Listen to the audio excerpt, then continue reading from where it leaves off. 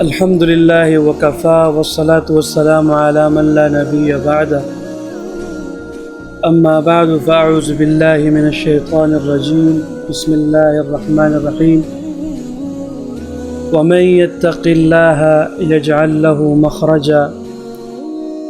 ويرزقه من حيث لا يحتسب. صدق الله العظيم. انتہائی واجب القدر صد احترام اہلیان محلہ، اللہ تبارک و تعالی نے قرآن کریم کے اندر فرمایا ہے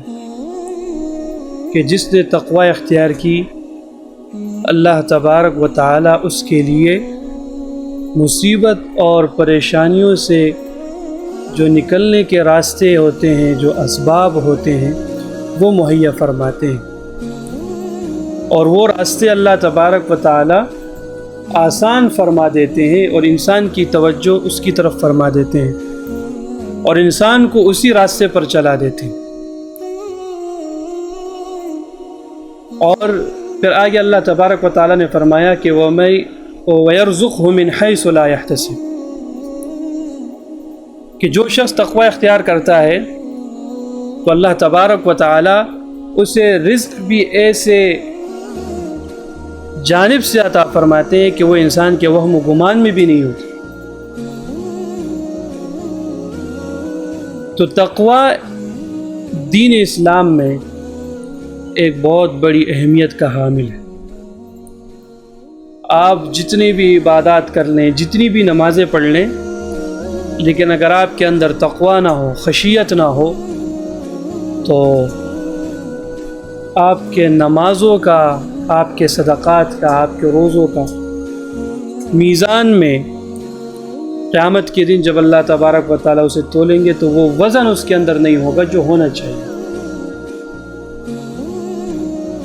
اور ویسے بھی دنیا کا نظام جو ہے یہ تقوی پر چلتا ہے۔ اگر آپ معاشرتی نظام کو دیکھیں، لوگ خرید و فروخت کر رہے ہیں، باہر گھوم رہے ہیں، مختلف قسم کے معاملات کر رہے ہیں،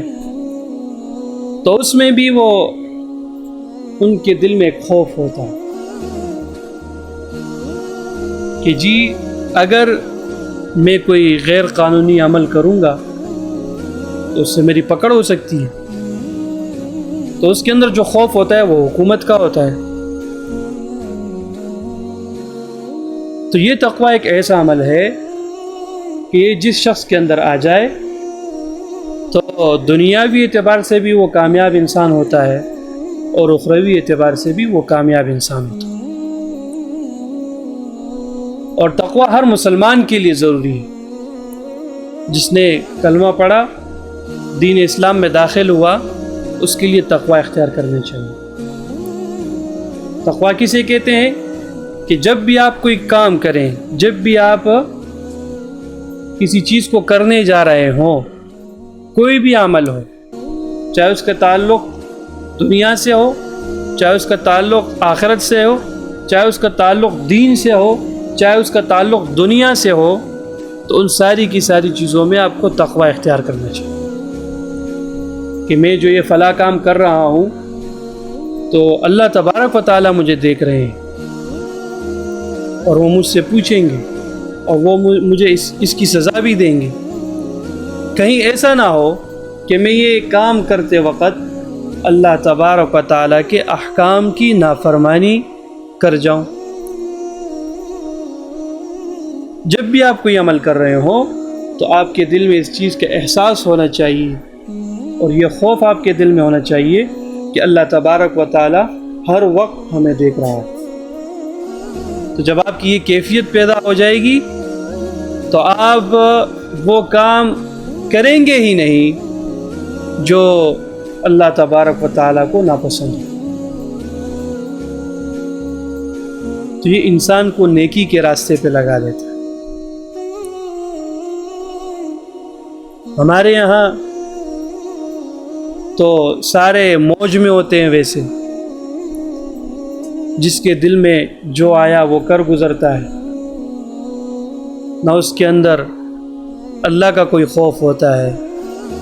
نہ اس کے اندر لوگوں کا خوف ہوتا ہے، بس جو اس کے دل میں آتا ہے وہ اسی صحیح تصور کرنے لگ جاتا ہے اور اسی پر عمل کرنا شروع کر دیتا ہے۔ تو اس طرح نہیں ہونا چاہیے، ہر معاملے میں ہمیں اللہ تبارک و تعالیٰ سے ڈرنا ہے۔ اور ہمارے یہاں اکثر ایسے ہوتا ہے کہ ہر انسان اپنی زندگی اور دین کے کام اپنے مزاج کے مطابق گزارتا ہے اور اس کو کرنے کی کوشش کرتا ہے، لیکن جب کوئی سخت معاملات اس کے سامنے آ جاتے ہیں اور وہ کچھ مسائل میں پھنس جاتا ہے تو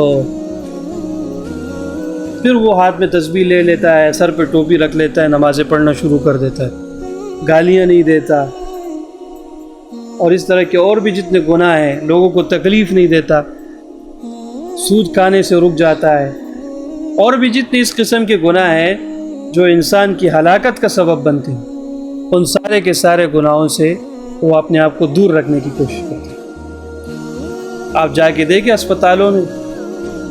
وہاں پر نوجوان ہوتے ہیں جن کے والدین یا بچے یا کوئی بھی عزیز ہو،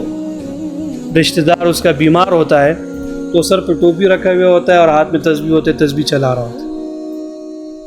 نمازوں کی پابندی شروع کر۔ تو جب تک سر پر نہیں آتی تو اس وقت تک ہم لوگ تقوی اختیار نہیں کرتے۔ اور یہ بات ہمیں معلوم بھی ہے کہ جب ہم کسی پریشانی میں الجھ جاتے ہیں، چاہے وہ بچوں کے رشتے کے حوالے سے معاملہ ہو، چاہے وہ رزق کے حوالے سے معاملہ ہو، چاہے وہ کاروبار کے حوالے سے ہو، چاہے وہ خاندانی یا اور کوئی پریشانی ہو، تو اتنا تو سب کو پتہ ہوتا ہے کہ بھائی ان ساری چیزوں میں جو شخص اللہ کی طرف رجوع کرتا ہے تو اللہ تبارک و تعالیٰ اس کے کام نکال دیتے ہیں۔ تو ہمارے یہاں لوگوں کا ذہن یہ بن چکا ہے کہ تقوی صرف پریشانی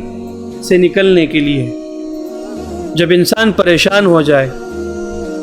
اور بہت ساری مصیبتیں اس کے سامنے آ کر کھڑی ہو جائے اور وہ سر سے لے کر پاؤں تک مصیبتوں میں پھنس جاتا ہے، یا اسی طرح کسی سے قرض لے لیتا ہے اور وقت پورا ہو جاتا ہے، اس کے پاس پیسے نہیں ہوتے اور بندہ اس کے پیچھے گھوم رہا ہوتا ہے، تو پھر یہ صوفی بن جاتا ہے۔